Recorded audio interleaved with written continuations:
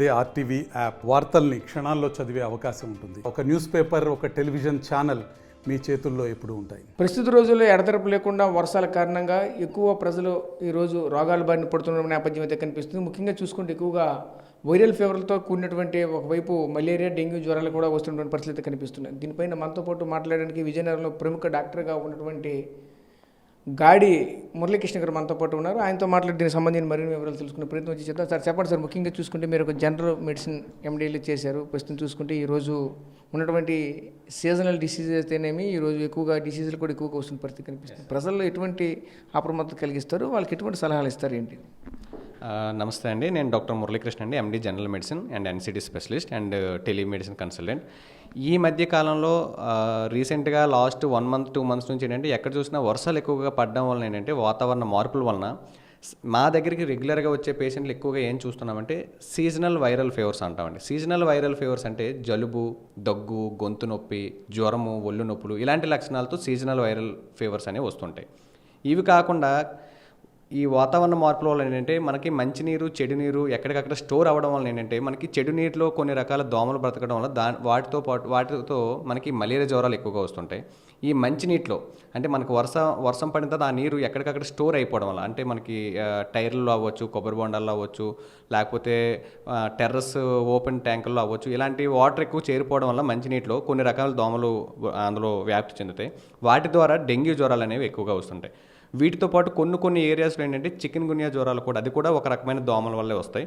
ఈ 3 dengue, malaria, chicken గున్యా ఇలాంటివి దోమల వల్ల వ్యాప్తి చెందే జ్వరాలు కూడా ఎక్కువగా వస్తున్నాయి. వీటితో పాటు ఇలాంటి వాతావరణ మార్పుల వల్ల అక్కడక్కడ కలుషితమైన ఆహారం తీసుకోవడం అవ్వచ్చు, కలుషితమైన వాటర్ తాగడం వల్ల అవ్వచ్చు, దీనివల్ల టైఫాయిడ్ జ్వరాలు కూడా చాలా ఎక్కువగా వస్తున్నాయి. వీటికి ఎలాంటి లక్షణాలతో మన దగ్గర ప్రజెంట్ అవుతారు? వైరల్ ఫీవర్ ఆల్రెడీ మీకు చెప్పినట్టుగా జలుబు, దగ్గు, గొంతు నొప్పి, లో జ్వరం నుంచి బాగా హై జ్వరం వరకు ఉంటుంది. ఇలాంటి ఎర్లీ లక్షణాలు అంటే చాలా మైల్డ్ లక్షణాలు వైరల్ ఫీవర్తో ఉంటే ఇంటి దగ్గరే మనం ప్రథమ చికిత్స అనేది చేసుకోవచ్చు. ఏం చేయాలి? ఆ ప్రథమ చికిత్స అనేది మనం డైలీ వాటర్ ఇంటేక్ అనేది ఎక్కువగా తీసుకోవాలి. రెస్ట్ అనేది అంటే మనం స్కూల్లో చదువుతున్న పిల్లలు అవ్వచ్చు, లేదా కాలేజీలో చదువుతున్న వాళ్ళు వాళ్ళు రెగ్యులర్గా వాళ్ళ ఫ్రెండ్స్తో ఉంటే ఏంటంటే వాళ్ళ నుంచి వేరే వాళ్ళకి వ్యాప్తి చెందుతాయి. వాళ్ళ దగ్గడం వల్ల అవ్వచ్చు, ఆ కఫం వల్ల వేరే వాళ్ళకి వ్యాప్తి చెందుతుంది. కాబట్టి ఒక 3 to 5 days అనేది రెస్ట్ తీసుకొని లిక్విడ్స్ ఎక్కువగా తీసుకోవాలి. కాచి చల్లార్చిన నీళ్ళు అనేవి తీసుకోవాలి. వీటితో పాటు బయట జనసందోహంలోకి వెళ్లకుండా ఇంటి దగ్గర రెస్ట్ తీసుకొని జ్వరానికి ఏంటంటే రెగ్యులర్గా మనం వాడే పారాసెటమాల్ ట్యాబ్లెట్స్ అనేవి ఒక 2 to 3 పారాసెటమాల్, మరీ హెవీ డోస్ కాకుండా తీసుకుంటే మనకి 2 to 3 daysలో ఏంటంటే వైరల్ ఫీవర్ అనేది తగ్గుముఖం పడుతుంది. లేదు వీటితో పాటు బాగా హై జ్వరం వచ్చి దగ్గు ఎక్కువ అవుతుంది, లేదంటే కఫం రంగు మారింది, ఎల్లో కలర్లోకి రంగు మారింది, లేదంటే ఆయాసంగా ఉంది, లేదంటే ఎక్స్ట్రీమ్ వీక్నెస్, బాగా వీక్ అయిపోతున్నారంటే మాత్రం దగ్గరలో ఉన్న పిహెచ్సి కావచ్చు, యూఎస్ఏ కావచ్చు, దగ్గరలో ఉన్న హాస్పిటల్కి వెళ్తే దాని ప్రకారం దానికి సంబంధించిన మెడిసిన్స్ ఇవ్వచ్చు, దానికి సంబంధించిన ఫ్లూయిడ్స్ ఏమైనా పెట్టవచ్చు. ఇవి సీజనల్ వైరల్ ఫీవర్స్కి సంబంధించింది. ఇంట్లో ఒకరికి సీజనల్ వైరల్ ఫీవర్ వచ్చిందంటే మిగతా వాళ్ళకి కూడా వచ్చే అవకాశం ఉంటుంది. కాబట్టి వాళ్ళు కూడా గోరువెచ్చటి నీళ్ళు తాగడం, కూలింగ్ పదార్థాలు కావచ్చు, లేదంటే ఫ్రిడ్జ్లో వాటర్ అవ్వచ్చు అవాయిడ్ చేయడం, వర్షంలో తడవకుండా ఉండడం, మనకి తినే ముందు అవ్వచ్చు, లేదా వాష్రూమ్ యూజ్ చేసిన తర్వాత కాళ్ళు చేతులు పరిశుభ్రంగా ఉంచుకోవడం, దగ్గేటప్పుడు తుమ్మేటప్పుడు చేతి రుమాలు అడ్డుగా పెట్టుకోవడం, డైరెక్ట్గా ఎవరి మీద దగ్గకుండా అడ్డు పెట్టుకుంటే ఇలాంటి జాగ్రత్తలు తీసుకుంటే ఫ్యామిలీలో ఉన్న వాళ్ళకి మిగతా వాళ్ళకి రాకుండా ఉంటుంది. ఎవరు ఇంకా జాగ్రత్తగా ఉండాలంటే ఈ కోమార్బిడిటీస్ ప్రాబ్లం ఉన్న వాళ్ళు, అంటే షుగర్ ఉండొచ్చు, బీపీ ఉండొచ్చు, బాగా ఒబేస్గా ఉండొచ్చు, లేదంటే దీర్ఘకాలిక వ్యాధులు ఉండేవాళ్ళు, pregnant ladies, old age people మాత్రం కొంచెం ఇంకొద్ది జాగ్రత్తగా ఉండాలి. వాళ్ళకి వచ్చింది అంటే ఆ వైరల్ ఇన్ఫెక్షన్ వల్ల సెకండరీ ఇన్ఫెక్షన్స్ అనేవి డెవలప్ అవుతాయి. కాబట్టి వాళ్ళు ఇంకొద్ది జాగ్రత్తలు తీసుకుంటే రాకుండా ప్రివెంట్ చేయగలిగే వాళ్ళు అవుతాం. సెకండ్, ఈ దోమల వల్ల వ్యాప్తి చెంది ఈ లాస్ట్ 2-3 monthsలో చాలా ఎక్కువగా చూస్తున్నాం దోమల వల్ల వ్యాప్తి చెందే జ్వరాలు డెంగ్యూ, మలేరియా. ఈ 2 కామన్గా చూసేవి. ఈ డెంగ్యూ జ్వరాలు అనేవి ఏంటంటే మనకి మంచినీటిలో పెరిగే దోమల గుడ్ల ద్వారా మనకి వ్యాప్తి చెందుతాయి. ఆ దోమలు అనేవి వర్షాకాలంలో ఏంటంటే మనకి ఇంటి పైకప్పులు అవ్వచ్చు, లేకపోతే పూలకుండీలు, చాలా ఇంట్లో పూలకుండీలు అవి ఉంటాయి కదా, ఆ పూలకుండీల్లో వాటర్ ఉండిపోవడం అవ్వచ్చు, కొంతమంది ఇంటి పైన ట్యాంకులు కప్పు ఓపెన్ చేసి ఉంచేస్తారు, అలాంటి నీటిలో అవ్వచ్చు, లేకపోతే కొబ్బరి బొండాలు, టైర్లు ఖాళీ చేయకుండా ఇలాంటి వాటిలో ఆ మంచినీరు అలా ఉండడం వల్ల వాటిలో ఆ దోమలు అనేవి గుడ్లు పెడతాయి. ఆ దోమల వల్ల ఏంటంటే మనకి డెంగ్యూ జ్వరం అనేది వ్యాప్తి చెందుతుంది. ఇది ఒకరి నుంచి ఒకరికి వ్యాప్తి చెందేది కాదు. డెంగ్యూ జ్వరం అనేది దోమల వల్ల మాత్రమే వ్యాప్తి చెందేది. వీటికి డెంగ్యూ జ్వరం యొక్క లక్షణాలు ఏంటంటే ఒకటి హై ఫీవర్లా రావడం, బాడీ పెయిన్స్ ఎక్కువగా రావడం, జాయింట్ పెయిన్స్ ఎక్కువగా రావడం, వీటితో పాటు కనుగుడ్లు భాగంలో విపరీతంగా నొప్పులు రావడం, వీటితో పాటు విపరీతమైన వీక్నెస్ రావడం, ఇలాంటి లక్షణాలు ఉంటే మాత్రం డెంగ్యూ అని మేము సస్పెక్ట్ చేస్తాం. వీటితో పాటు కొంతమందికి బాడీ మీద ర్యాషెస్ డెవలప్ అవుతూ ఉంటాయి. ర్యాషెస్ డెవలప్ అయ్యాయి అంటే మాత్రం ప్లేట్లెట్ కౌంట్ అనేది డౌన్ అవుతూ ఉంటుంది. ఈ డెంగ్యూ జ్వరం కూడా చాలా మైల్డ్ డెంగ్యూ జ్వరం నుంచి సీరియస్ అయ్యే డెంగ్యూ జ్వరం వరకు ఉంటుంది. మైల్డ్ లక్షణాలు ఉన్న వాళ్ళు ఏంటంటే ఇంటి దగ్గర వైరల్ ఫీవర్కి ఏ మనం జాగ్రత్తలు తీసుకున్నామో, కాచి చల్లార్చి నీళ్ళు తాగడం, వాటర్ ఇంటేక్ అనేది ఎక్కువ తీసుకోవడం, లైట్ ఫుడ్ తీసుకోవడం, రెస్ట్లో ఉండడం, అండ్ బయట ప్రదేశాలకు వెళ్లకుండా ఉంటే లైట్గా ఉండే డెంగ్యూ జ్వరంకి ఏంటంటే సింపుల్ పారాసిటమాల్ ట్యాబ్లెట్తోనే క్లియర్ అవుతుంది. లేదు బాడీ మీద ర్యాషెస్ డెవలప్ అయ్యాయి, యూరిన్లో ఏమన్నా బ్లడ్ లాగిపోతుంది, లేకపోతే మోషన్ ఏమైనా కలర్ మారింది, కొద్దిగా హై లక్షణాలు ఉన్నాయంటే మాత్రం దగ్గరలో ఉన్న నియరెస్ట్ హెల్త్ సెంటర్కి వెళ్ళాలి. దానికి సంబంధించిన టెస్ట్లు అనేవి చేయించుకోవాలి. అన్ని గవర్నమెంట్ హాస్పిటల్స్లోని మనకి డెంగ్యూ ఎలిసా టెస్ట్లు అవి అవుతాయి కదా, డెంగ్యూ టెస్ట్ చేయించుకుంటే దాంట్లో మెయిన్ ప్లేట్లెట్ కౌంట్ ఏమైనా డౌన్ అయ్యాయి. కొంతమందికి డెంగ్యూ వల్ల పచ్చకామలు డెవలప్ అయ్యే అవకాశం ఉంది, కొంతమంది బ్రెయిన్ ఎఫెక్ట్ అయ్యే అవకాశం ఉంది, కొంతమంది మల్టీ ఆర్గాన్స్ డ్యామేజ్ అయ్యి షాక్లోకి వెళ్ళే పేషెంట్లు కూడా మేము చూస్తాం, డెంగ్యూ షాక్ సిండ్రోమ్ అంటాం. ఇలాంటి లక్షణాలు ఎక్కువగా ఉన్న వాళ్ళు మాత్రం నియరెస్ట్ హాస్పిటల్కి వెళ్ళి తగిన జాగ్రత్తలు తీసుకొని డాక్టర్స్ సూచించిన మందులు వాడుకొని ఆ ల్యాబ్ టెస్టులు చేసుకొని జాగ్రత్తగా ఉంటే డెంగ్యూ జ్వరం నుంచి మనం రక్షించుకునే వాళ్ళం అవుతాం. ఇంకొకటి దోమల వల్ల వ్యాప్తి చెందేది ఏంటంటే మలేరియా జ్వరం. సేమ్ మనకి డెంగ్యూ లాంటి లక్షణాలే మలేరియా జ్వరంలో కూడా ఉంటాయి. బట్ మలేరియా జ్వరం అనేది ఈ కాలువలు మనకి మురికి ఉన్న ప్లేసెస్లో ఆ దోమలు ఎక్కువగా ఉంటాయి కాబట్టి జాగ్రత్త అంటే ఆ దోమ తెరలవి వాడడం, స్ప్రేలు అవి యూజ్ చేయడం, ఇంటి చుట్టూ దోమలు అవి లోనకి రాకుండా, ఈ డెంగ్యూ అవ్వచ్చు మలేరియా అవ్వచ్చు, ఆ దోమలు ఇంటి లోపలికి రాకుండా దోమ తెరలది యూజ్ చేసుకోవాలి. కొన్ని లోషన్స్ ఉంటాయి, బాడీ లోషన్స్, దోమలు కొట్టకుండా ఆ లోషన్స్ అప్లై చేయాలి. చుట్టూ ఉన్న మురుగు కాలువలో ఎలాంటివి ఉంటే బ్లీచింగ్ పౌడర్ అది జల్లాలి. కొన్ని జాగ్రత్తలు గవర్నమెంట్ వాళ్ళ వైపు నుంచి వాళ్ళు కొన్ని జాగ్రత్తలు వాళ్ళు చూసుకుంటారు. కానీ మన పర్సనల్ వ్యక్తిగతంగా మనకి ఎఫెక్ట్ అవ్వకుండా మన చుట్టుపక్కల ఉన్న పక్కనున్న ములుక్కాలను కూడా మనం వదిలేస్తే దానివల్ల మన ఇంట్లో వాళ్ళకి ఎఫెక్ట్ అవుతుంది కాబట్టి అలాంటి వాటిని కూడా కొద్ది జాగ్రత్తగా చూసుకోవాలి. సేమ్ దీని లక్షణాలు కూడా డెంగ్యూ జ్వరం లాగే హై జ్వరం, ఒళ్ళు నొప్పులు, తలనొప్పి, కళ్ళు లాగడం, కొంతమందికి ఏంటంటే రాత్రి అయ్యేసరికి విపరీతమైన హై జ్వరం వచ్చి చలివేయడం, కొంతమందికి రోజు తప్పించి రోజు రావడం, ఇలాంటివన్నీ మలేరియా లక్షణాలు. దీనికి కూడా టెస్టులు అనేవి చేయించుకొని మలేరియా పాజిటివ్ వచ్చిందంటే దానికి సంబంధించిన ట్రీట్మెంట్ తీసుకొని కొన్ని ట్యాబ్లెట్స్తోనే తగ్గిపోతే, లేదంటే ఈ మలేరియా వల్ల కొంతమందికి మెదడుకి ఎఫెక్ట్ అవ్వచ్చు, లివర్కి ఎఫెక్ట్ అవ్వచ్చు. మెయిన్ ఈ మలేరియా ఫీవర్స్ ఏంటంటే ఈ మనకి సాలూరు ఇలాంటి ఏజెన్సీ ఏరియాస్లో ఉన్న వాళ్ళకి, హిల్ స్టేషన్స్కి వెళ్ళే వాళ్ళకి ఎక్కువగా ఎఫెక్ట్ అవుతూ ఉంటాయి. వాళ్ళు ఇంకొద్దిగా జాగ్రత్తలు తీసుకోవాలి. ఏమాత్రం ఇలాంటి సిమ్టమ్స్ వెంటనే మలేరియా టెస్ట్ చేసుకుని దానికి సంబంధించిన కోర్స్ అనేది మనం యూజ్ చేస్తే వెంటనే మలేరియా బారిన పడకుండా దాని నుంచి నివారించగల వాళ్ళం అవుతాం. ట్రీట్మెంట్ తీసుకుంటే వేరే ఆర్గాన్స్ మీద ఎఫెక్ట్ పడకుండా ఉంటుంది. థర్డ్, మనకి ఈ వాతావరణం చేంజ్ అవ్వడం వల్ల ఏంటంటే కలుషితమైన ఆహారం బయట స్ట్రీట్ ఫుడ్ అవ్వచ్చు, లేకపోతే హోటల్స్లో చిన్న సరైన స్టెరిలైజేషన్ పాటించకుండా ఉండే హోటల్ అవ్వచ్చు, ఏమాత్రం ఫుడ్ కానీ వాటర్ కానీ తినుబండారాలు కానీ ఏమైనా కలుషితమైతే ఆ కలుషితమైన ఆహారం తినడం వల్ల ఈ టైఫాయిడ్, వాటితో పాటు ఇప్పుడు ఎక్కడ చూసినా ఫుడ్ పాయిజనింగ్ కేసెస్ కూడా చాలా ఎక్కువగా చూస్తున్నాం. ఈ టైఫాయిడ్ జ్వరంలో వచ్చే లక్షణాలు ఏంటంటే ఫీవర్ ఎక్కువగా రావడం, విరేచనాలు అవ్వడం, వామిటింగ్స్, ఇక్కడ ఫుడ్ పాయిజనింగ్ కూడా అంటే గ్యాస్ట్రోఎంటరైటిస్ అంటాం, వాంతులు, విరేచనాలు, కడుపుల నొప్పి, జ్వరం, ఇలాంటి లక్షణాలు ఉండేటప్పుడు మనం ఓఆర్ఎస్ అంటే మనకి ద్రవణాలు అంటే మనకి బాడీలో లవణాలన్నీ బయటకు పోతాయి కాబట్టి ఓఆర్ఎస్ ఎక్కువగా తీసుకోవడం. ఓఆర్ఎస్ అవైలబిలిటీలో లేకపోతే గ్లాస్ వాటర్లో సాల్ట్ హాఫ్ స్పూన్ వేసి, మనకి పంచదార హాఫ్ స్పూన్ వేసుకుని, అంటే ద్రావణాలు ఎక్కువగా ఎంత వాటర్ బయటకు పోతుందో అంత ఎక్కువగా మనం తీసుకోవాలి. ఆ తినుబండారాలు అవి బయట తినుబండారాలు అవి తినకూడదు. ఇంట్లో కూడా స్టోర్డ్ ఫుడ్ కానీ, లేకపోతే మూతలు లేకుండా ఈ బల్లులు ఇవి పడకుండా మూతలు లేకుండా ఉన్న ఆహారం తీసుకోవడం, అండ్ ఎక్స్పైర్ అయిపోయిన ఫుడ్స్ అవి జాగ్రత్తగా చూసుకొని తీసుకుంటే మనం ఈ ఫుడ్ పాయిజనింగ్ బారిన పడకుండా మనం నివారించగలగాలం అవుతాం.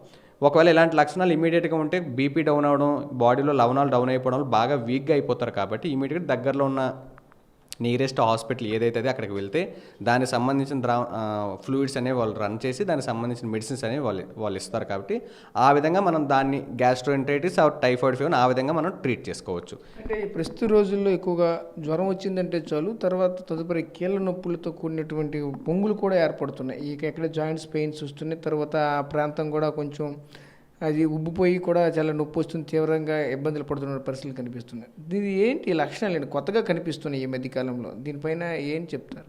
అంటే ఈ మధ్య మనకి వైరల్ ఫీవర్స్ తగ్గిన తర్వాత చాలామంది డాక్టర్ దగ్గరికి వచ్చే సిమ్టమ్స్ ఏంటంటే ముందు వైరల్ ఫీవర్స్ మొత్తం తగ్గిపోయాయి, బట్ వైరల్ ఫీవర్ తగ్గిన తర్వాత జాయింట్ పెయిన్స్ ఎక్కువగా ఉండి వాపులు ఎక్కువగా వస్తున్నాయని చెప్పి చాలామంది వస్తున్నారు. అది రెగ్యులర్గా అంటే ఇప్పుడు కొత్తగా వచ్చినవి అయితే కాదు, ఈ మధ్యకాలంలో ఎక్కువగా వస్తున్నాయి కాబట్టి మీరు కొత్త అనుకుంటున్నారు. ప్రీవియస్గా ఉన్నవే బట్ పోస్ట్ వైరల్ ఆర్థరాలజీ అంటాం. అంటే వైరల్ ఫీవర్ తగ్గిన తర్వాత అవ్వచ్చు. ఈ డెంగ్యూ కూడా ఒక రకమైన వైరస్. ఈ డెంగ్యూ పోస్ట్ డెంగ్యూ ఆర్థరాలజీ అంటాం. అంటే తగ్గిపోయిన తర్వాత జాయింట్ పెయిన్స్ ఎక్కువగా రావడం, కొంతమందికి ఎక్స్ట్రీమ్ వీక్నెస్ ఉండడం అనేది సాధారణం. ఈ లక్షణాలు అనేవి 2 వారాల నుంచి కొంతమందికి 4 వారాల వరకు డిపెండ్ అవుతుంది. ఇమ్యూనిటీ ఎక్కువ ఉన్న వాళ్ళకి 1 వీక్లోనే క్లియర్ అవుతుంది. కొద్దిగా కోమార్బిడిటీస్ అవి ఉన్న వాళ్ళకి ఏంటంటే 4 వారాల వరకు ఎఫెక్ట్ అవుతుంది. దీన్ని అది ఇవి రొటీన్గా మనకి షాపుల్లో కొంతమంది ఏంటంటే ఈ unnecessary pain killers, unnecessary medication వాడడం వల్ల ఏంటంటే సెకండరీ కిడ్నీ మీద ఎఫెక్ట్ పడడం అవ్వచ్చు, లివర్ మీద ఎఫెక్ట్ పడడం అవ్వచ్చు, ఇలాంటివి జరిగేవి కూడా మేము చూసాం. అలాంటి మీరు సర్టిఫైడ్ డాక్టర్స్ దగ్గరికి వెళ్ళి నియరెస్ట్ హాస్పిటల్కి వెళ్తే దానికి సంబంధించి అది పోస్ట్ వైరల్ వలన వచ్చిందా, లేకపోతే కోఇన్సిడెంట్గా వైరల్ ఫీవర్స్తో పాటు వాళ్ళకి ఏమైనా కిడ్నీ మీద ఎఫెక్ట్ పడిందా, లివర్ మీద ఎఫెక్ట్ పడిందా, లేకపోతే థైరాయిడ్ ఇష్యూస్ ఏమైనా సెకండరీ ప్రాబ్లమ్స్ ఏమైనా డెవలప్ అయ్యేవి మేము చెక్ చేసుకుని దాని ప్రకారం మెడిసిన్స్ అనేవి ప్రిస్క్రైబ్ చేస్తాం సార్. అంటే ఇది చూడొచ్చు, ఏదైతే స్పెల్లింగ్ వచ్చిన తర్వాత కూడా తీవ్రంగా బాధలు పడుతూ ఉంటారు. మీరు ఇప్పుడు చెప్పారు ఇంతవరకు ఇప్పుడు లేదు, అది పాతదే అని చెప్తున్నారు. కానీ ఇప్పుడు జనరల్గా చూస్తున్నాం ఇంతవరకు జ్వరం వచ్చిన తర్వాత కూడా ఇప్పుడు మాకు ఇబ్బంది లేదు అని చెప్తున్నారు. అంటే ఆ స్పెల్లింగ్ వచ్చినందువల్ల ఏ ఆర్గాన్ పైన దాని ప్రభావం ఎక్కువగా చూపిస్తుంది? అంటే నార్మల్గా ఇప్పుడు ఈ వైరస్లు కూడా చాలా మ్యూటేషన్స్ అయ్యాయి సార్. కోవిడ్ తర్వాత వైరస్లు కూడా చాలా జన్యుపరమైన చేంజెస్ రావడం వల్ల ఏంటంటే లక్షణాలు కూడా హెవీగా వస్తున్నాయి. మెయిన్ జాయింట్ స్వెల్లింగ్ వచ్చిందంటే ఫస్ట్ ఆఫ్ ఆల్ ఎఫెక్ట్ పడేది జాయింట్ లోపల స్పేస్లో నీరు చేరడం వలన వస్తుంది. అలా నెగ్లెక్ట్ చేసి దానికి హెవీ పెయిన్ కిల్లర్స్ చాలామంది పెయిన్ కిల్లర్స్ వాడతారు. వీటి వల్ల మెయిన్ పోస్ట్ వైరస్ ఎఫెక్ట్ వల్ల కాకుండా పెయిన్ కిల్లర్స్ వల్ల, వేరే మెడికేషన్ వల్ల నెమ్మదిగా కిడ్నీ అనేది డ్యామేజ్ అవుతూ ఉంటుంది. ఆల్రెడీ వాళ్ళకి మనకి బయటికి కనిపించకుండా కొంతమందికి కొన్ని రకాల జబ్బులు లాన్ ఉంటాయి. అంటే కిడ్నీ లైట్గా ఎఫెక్ట్ అయి ఉంటుంది. అలాంటి ఉండే వాళ్ళకి ఏంటంటే ఇమీడియట్గా కాలు పొంగులు ఎక్కువ అవ్వడం, లేకపోతే ముఖం మనకి కళ్ళు కింద భాగంలో వాపులు రావడం, కొద్దిగా యూరిన్ అవుట్పుట్ ఏమైనా తగ్గడం, ఇలాంటి లక్షణాలు బయటపడ్డాయి అంటే, లేదంటే ఆయాసం ఎక్కువ అవడం, మనం సస్పెక్ట్ చేయాల్సింది ఏంటంటే కిడ్నీ మీద కానీ లివర్ మీద కానీ ఏమైనా ఎఫెక్ట్ పడిందా పోస్ట్ వైరస్ అనేది మనం చెక్ చేసుకోవాలి సార్. అంటే ఇప్పుడు కిడ్నీ కానీ లివర్ పై కానీ ఏదైనా ప్రభావం చూపిస్తే ఆ లక్షణాలు ఎలా ఉంటాయి, దాన్ని ఏ విధంగా దాన్ని రెక్టిఫై చేసుకోవాలి? అంటే కిడ్నీ మీద కానీ లివర్ మీద కానీ ఏదైనా వైరస్ ఎఫెక్ట్ కానీ లేకపోతే ఎనీ ఇన్ఫెక్షన్ ఎఫెక్ట్ కానీ పడింది అంటే ఫస్ట్ ఆఫ్ ఆల్ మనకు కనిపించేది కాళ్ళు పొంగులు రావడం, తర్వాత పొట్ట పొంగడం, కొంతమంది కళ్ళు కింద భాగం పొంగడం అనేది కనిపిస్తుంది. వీటితో పాటు యూరిన్ ఏమన్నా తగ్గింది అంటే మేము ఏంటంటే కిడ్నీ వైపు ఆలోచిస్తాం. లేదు కొంతమందికి వాటితో పాటు పచ్చకామర్లు అంటే కళ్ళు ఎల్లో కలర్లోకి మారడం, యూరిన్ ఎల్లో కలర్లోకి రావడం, మోషన్ కొద్ది క్లే కలర్లోకి రావడం, ఇలాంటివి ఉన్నాయంటే లివర్ మీద ఎఫెక్ట్ పడినట్టు. ఇవి కాకుండా కాళ్ళు పొంగులు, ఆయాసం, పడుకునేసరికి ఆయాసం వచ్చేస్తుంది, లేకపోతే నడుస్తుంటే ఆయాసం వస్తుంది అంటే ఒక్కొక్కసారి హార్ట్ మీద కూడా ఎఫెక్ట్ పడే అవకాశం ఉంటుంది. ఈ విధంగా దేని విధంగా అది పడుతుంది చూసుకొని దాని ప్రకారం ట్రీట్మెంట్ అనేది చేస్తూ ఉంటాం సార్. అంటే జ్వరం వస్తే చాలు మొత్తం చూడొచ్చు, ఏదైతే ఇక్కడ పెదవులు కింద ముక్కు దగ్గర అంతా కూడా సంబంధించిన పొక్కులు అయితే మొత్తం ఫుల్గా వచ్చేసి ఇబ్బంది పడుతూ ఉంటారు. దాన్ని ఏ విధంగా నివారించవచ్చు? కారణం ఏంటి ఇలా రావడానికి కారణాలు ఏంటి? మామూలుగా మనకి సాధారణంగా వైరల్ ఫీవర్స్లో ఏంటంటే ఈ అంచులు తెగిపోవడం అవ్వచ్చు, నాలుక రెడ్డగా అవ్వడం అవ్వచ్చు, లోపల పుళ్ళు పుట్టడం అవ్వచ్చు. ఇవన్నీ వైరల్ ఫీవర్లో బాడీ మొత్తం డీహైడ్రేట్ అయిపోవడం వల్ల మనకు వస్తుందండి. దానికి తోడు వాళ్ళకి ఇంటర్నల్గా విటమిన్ డెఫిషియన్సీస్ ఏమైనా ఉన్నాయనుకోండి, అంటే మీకు తెలిసిన భాషలో ఏంటంటే బి కాంప్లెక్స్, బి అంటాం, అంటే B1, B6, B12 ఇలా రకరకమైన విటమిన్స్ ఉంటాయి. ఈ విటమిన్స్ లోపం ఆల్రెడీ ఉంది అంటే మాత్రం నోట్లో పొక్కులు అవి వస్తుంటాయి. అందుకే వైరల్ ఫీవర్స్ ఉండే వాళ్ళకి తగినంత మోతాదులో వాటర్ ఎక్కువ తీసుకోమంటాం. అంటే డీహైడ్రేట్ అవ్వకుండా చూసుకోవాలి. ఒకటి, తగినంత బెడ్ రెస్ట్ అవసరం, అంటే స్ట్రెయిన్ అవ్వకూడదు. మనకి కంటి నిండా ఒక 8 hours స్లీప్ ఉందంటే స్ట్రెయిన్ అవ్వం. సెకండ్, డీహైడ్రేట్ అవ్వకూడదు. మల్టీవిటమిన్స్ అంటే ఈ మల్టీవిటమిన్ ట్యాబ్లెట్స్ వాడితే కొంతలో కొంత ఇది అవుతుంది. వాటితో పాటు కొంచెం గోరువెచ్చటి నీటిలో సాల్ట్ వేసి నోరు పుక్కాలించడం, ఓరల్ హైజీన్ అంటాం, అంటే కొద్దిగా హార్డ్ ఫుడ్స్ అనేవి అవాయిడ్ చేయడం, ఆనియన్ ఇలాంటివి అవాయిడ్ చేస్తే ఏంటంటే ఓరల్ హైజీన్ బాగుండి మనం ఈ మల్టీవిటమిన్ యూజ్ చేసి దానికి తగ్గట్టు మనకి ఏ ఇన్ఫెక్ట్ అయిందో ఆ ఇన్ఫెక్షన్ మనం ట్రీట్ చేసుకోగలిగితే ఈ ఓరల్ ఇన్ఫెక్షన్స్ అంటే చిగుళ్ళు పగలడం అవ్వచ్చు, దాన్ని యాంగులర్ కీలైటిస్ అంటే కొంతమందికి ఎంగిలి సులుసులు అంటారు తెలుగులో అయితే, అది కూడా డీహైడ్రేట్ అవ్వడం వల్ల దాని అవ్వచ్చు. లోపల యాప్తస్ అల్సర్స్ అంటారు, లోపల భాగంలో చిన్న అల్సర్స్ అవ్వచ్చు. ఇవన్నీ క్లియర్ చేసుకోగలిగే వాళ్ళం అవుతాం. అంటే దానికి ప్రధాన కారణం ఏమంటారు? ఎందుకు కారణం చెప్తే ఇప్పుడు జనరల్గా చూసుకుంటే జ్వరం వచ్చిన వెంటనే మీరు చెప్పినటువంటి ఇంగిలి కురుపు అని లేకపోతే కురుపులు అని చెప్పేసి పూర్తిగా ఏర్పడుతూ ఉంటాయి. దానికి అంతగా ఏర్పడడానికి కారణం ఓన్లీ డీహైడ్రేషన్ ప్రాబ్లమా, లేదా వేరే ప్రాబ్లం ఏమైనా ఉంటాయి? వేరే భయపడాల్సినంత అవసరం అయితే వాటి గురించి ఏమీ లేదండి. అవి completely dehydration, vitamin deficiencies and ఈ పోస్ట్ వైరల్ ఇన్ఫెక్షన్స్లో మాత్రమే అలాంటివి జరుగుతాయి. అవి రిపీటెడ్గా అంటే వైరస్ వల్ల ఎఫెక్ట్ కాకుండా మా దగ్గరికి కొంతమంది వస్తుంటారు, ఇయర్లో 5-6 times అలా అల్సర్స్లా ఫామ్ అయ్యేసారు, ఇవి అయ్యాయి అంటే అప్పుడు ఫర్దర్గా దానికి సంబంధించిన కొన్ని రకాల ఆటో ఇమ్యూన్ ప్రొఫైల్ కొన్ని రకాల ఇన్ఫెక్షన్స్ గురించి, అంటే వీటితో పాటు వేరే ఆర్గాన్స్ ఏమైనా ఎఫెక్ట్ అయ్యాయి, లంగ్స్ ఎఫెక్ట్ అయ్యాయి, హార్ట్ వేరే ఆర్గాన్స్ ఏమైనా ఎఫెక్ట్ పడిందా, మల్టీ ఆర్గాన్ డిస్ఫంక్షన్స్ కొన్ని ఉంటాయి, వాటికి అనేది వర్కప్ అది యాజ్ ఎ డాక్టర్స్గా మేము చేస్తూ ఉంటాం. అంటే జనరల్గా దగ్గు జలుబు వచ్చినట్టే జ్వరం వస్తూ ఉంటుంది. వచ్చిన తర్వాత జనరల్గా పూర్తిగా గొంతు కూడా వాయిస్ పూర్తిగా మారిపోతుంటుంది. ఏదైనా పిల్లి గొంతు రావడం, లేదంటే మాటలు పూర్తిగా రాలేకపోవడం, బొంగరపోయి రావడం, రకరకాల సిమ్టమ్స్ వస్తూ ఉంటుంది. కారణం ఏమంటారు? దానివల్ల ఏమైనా ఇబ్బందులు కలుగుతూ ఉంటాయా, లేకపోతే లోపల ఎటువంటి మార్పులు జరుగుతూ ఉంటాయి బాడీలో? మనకి ఈ వైరస్ సాధారణంగా వైరల్ ఫీవర్స్లో మాత్రమే మనకి సోర్ థ్రోట్ అవ్వచ్చు, లేదంటే వాయిస్ బొంగురుపోయిందంటే లారింజైటిస్ అవ్వచ్చు, లేదంటే మనకి టాన్సిల్స్, ఇలాంటివన్నీ ఏంటంటే సాధారణంగా వైరల్ ఫీవర్స్లో సెకండరీ ఇన్ఫెక్షన్స్ డెవలప్ అయ్యేటప్పుడు మనకి టాన్సిల్స్ అంటామండి, గవద బిళ్ళలు అంటారు కదా, ఇవి పెద్దగా అవ్వడం, దాని పక్కనున్న లింఫ్ నోడ్స్ వాయడం, ఒక్కొక్కసారి ల్యారింగ్స్ అవ్వచ్చు, లేకపోతే మనకి ఫుడ్ పైప్, ఇవి ఏంటంటే స్వెల్లింగ్ అవుతూ ఉంటాయి సార్. దానివల్ల ఏంటంటే తీసుకోవడానికి ఇబ్బందిగా, డిస్ఫేజ్ అంటే తీసుకోవడానికి మింగడానికి ఇబ్బందిగా ఉండడం, దగ్గు అలా దగ్గుతుంటే విపరీతంగా ఈ మెడకండ్రాలన్నీ నొప్పులు రావడం, వాయిస్ మనకి ఫారింగ్స్తో పాటు ల్యారింగ్స్ ఏమైనా ఎఫెక్ట్ అయితే, వాయిస్ బాక్స్ ఎఫెక్ట్ అయితే మన వాయిస్ కూడా బొంగురుపోతూ ఉంటుంది. వీటికి తీసుకోవాల్సిన జాగ్రత్తలు ఏంటంటే, ఒకటి వేడి నీళ్ళు పుక్కాలించడం, వాటర్ ఎక్కువగా తీసుకోవడం, అండ్ గోరువెచ్చటి నీళ్ళు తాగడం, అండ్ కూలింగ్ అంటే కంప్లీట్గా ఈ కూల్ డ్రింక్స్ అవ్వచ్చు, లేదంటే ఫ్రిడ్జ్లో వాటర్ అవ్వచ్చు, ఏసీ క్లైమేట్ అవ్వచ్చు, వర్షం అవ్వచ్చు, ఇలాంటివి కూలింగ్ క్లైమేట్స్ అన్ని అవాయిడ్ చేయాలి. ఎందుకంటే సాధారణంగా మనకు వైరస్ అనేది కోల్డ్ క్లైమేట్లోనే పెరుగుతుంటుంది. అంటే ఈ ముక్కు భాగంలోని అండ్ గొంతు భాగంలో వైరస్ ఎక్కువగా పెరుగుతూ ఉంటుంది. కాబట్టి ఆ కోల్డ్ క్లైమేట్ని మనం తగ్గించగలిగితే కొంతవరకు ఆ వైరస్ ఎఫెక్ట్ని తగ్గిస్తాం. దానికి తోడు మనం రెస్ట్ ఇచ్చి ఈ వాటర్ ఎక్కువగా తీసుకోవడం, గోరువెచ్చటి నీళ్ళతో గొంతు పుక్కాలించడం, వాటితో పాటు కొన్ని రకాల మెడికల్ రిలేటెడ్ కూడా ఉంటాయి, మనం చూయింగ్ చేయాల్సినవి లేకపోతే తీసుకోవాల్సినవి, అవి యూజ్ చేస్తే ఆ ఇబ్బందులు అనేవి సాధారణంగా తగ్గిపోతూ ఉంటాయి సార్. అంటే జనరల్గా ఇప్పుడు ఏదో గొంతు బొంగిరిపోయిన తర్వాత ఇక్కడ ఏదైతే థైరాయిడ్ గ్లాండ్ కూడా పూర్తిగా ఉబ్బిపోయిన పరిస్థితి ఉంటుంది. దానివల్ల పూర్తిగా ఊపిరి తీసుకోలేకపోవడం, చాలా ఇబ్బందులు ఎదుర్కొంటాం. అక్కడి నుంచి చూసుకుంటే కంటిన్యూగా థైరాయిడ్ అమాంతంగా పెరిగిపోయిన పరిస్థితి కనిపిస్తుంది. ఖచ్చితంగా డాక్టర్ని ఆశ్రయిస్తే తప్పు, కానీ వాళ్ళకి వేరే ఇబ్బంది లేకుండా పరిస్థితి పోతుంది. దీన్ని ఏ విధంగా దానికి ఎటువంటి ట్రీట్మెంట్ ఉంటుంది, దానికి ఏం చేయాలి, వాళ్ళకి ఏ విధంగా అప్రమత్తం చేస్తారు? సాధారణంగా మనకి థైరాయిడ్ అనేది సెపరేట్ అండి, బట్ కొంతమందికి ఎక్కడో 100 to 200 personsలో ఒక్కరికి పోస్ట్ ఇన్ఫెక్టివ్ థైరాయిడైటిస్ అంటాం. అంటే మనకి థైరాయిడ్ గ్లాండ్ కూడా ఈ మెడ భాగంలోనే ఉంటుంది. కాబట్టి మనకి వాయిస్ బాక్స్ లేకపోతే ఫారింగ్స్ వీటితో పాటు ఆ థైరాయిడైటిస్ అంటాం. థైరాయిడైటిస్ అంటే మనకి థైరాయిడ్ మీద ఇన్ఫ్లమేషన్ ఎఫెక్ట్ అయింది, ఈ వైరస్ ఎఫెక్ట్ వల్ల అవ్వచ్చు, వేరే సెకండరీ బ్యాక్టీరియల్ ఇన్ఫెక్షన్ వల్ల థైరాయిడ్ మీద ఎఫెక్ట్ పడింది అని అంటాం. దాన్ని పోస్ట్ ఇన్ఫెక్టివ్ థైరాయిడైటిస్ అంటాం. ఆ ఇన్ఫెక్టివ్ థైరాయిడైటిస్ అనేది ఇమీడియట్గా మనం థైరాయిడ్ మెడికేషన్ వాడాల్సిన అవసరం లేదు. దానికి ఓన్లీ యాంటీబయాటిక్స్ వాడితే థైరాయిడ్ ఇన్ఫెక్షన్ అనేది తగ్గుతుంది. థైరాయిడ్ ఇన్ఫెక్షన్ తగ్గితే ఆఫ్టర్ ఫ్యూ డేస్ తర్వాత మళ్ళీ థైరాయిడ్ ఫంక్షన్ రిపీట్ చేస్తే థైరాయిడ్ పనితీరు అనేది నార్మల్కి వచ్చేస్తుంది. కొంతమంది తెలియకుండా థైరాయిడ్ పనితీరు కొద్దిగా రైజ్ అయింది అవ్వగానే దానికి సంబంధించిన మెడిసిన్ వాడడం వల్ల ఏంటంటే దానికి సంబంధించిన కాంప్లికేషన్స్ అనేది ఫేస్ చేస్తారు. ఎప్పుడు థైరాయిడ్ ఇన్ఫెక్షన్ వచ్చినప్పుడు ఇన్ఫెక్షన్ని ట్రీట్ చేయాలి తప్ప థైరాయిడ్ పనితీరుని మనం ఇమీడియట్గా చేయకూడదు. ఫ్యూ డేస్ తర్వాత థైరాయిడ్ పనితీరు మరలా చెక్ చేసి అప్పుడు ఏమన్నా ప్రాబ్లం ఉందంటే దానికి తగ్గట్టు థైరాయిడ్ లక్షణాలు ఏమైనా బయటపడితే దానికి సంబంధించిన ట్రీట్మెంట్ స్టార్ట్ చేయాలి తప్ప అదర్వైజ్ డైరెక్ట్గా థైరాయిడ్ ఎఫెక్ట్ అయిందని చెప్పి థైరాయిడ్ ట్రీట్మెంట్ వాడాల్సిన అవసరం అయితే ఏమీ లేదు. రెగ్యులర్ మెడిసిన్స్ అండ్ యాంటీబయాటిక్స్తో ఇన్ఫెక్షన్ అండ్ ఇన్ఫ్లమేషన్ అనేది క్లియర్ అయిపోతుందండి. Okay sir, thank you.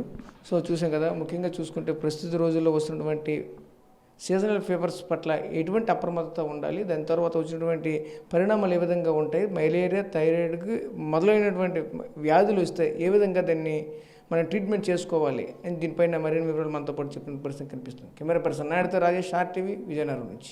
తెలుగులో ఫాస్టెస్ట్ న్యూస్ యాప్ ఇప్పుడు కొత్త అవతారంలో 5 సెకండ్లోనే పూర్తి వార్తా సమాచారం మీ చేతిలో. సోషల్ మీడియా ట్రెండ్స్ మీ కళ్ళ ముందుకే live TV and voice search ఆప్షన్స్తో ఇప్పుడే డౌన్లోడ్ చేయండి. యాప్ లింక్ డిస్క్రిప్షన్లో ఉంది.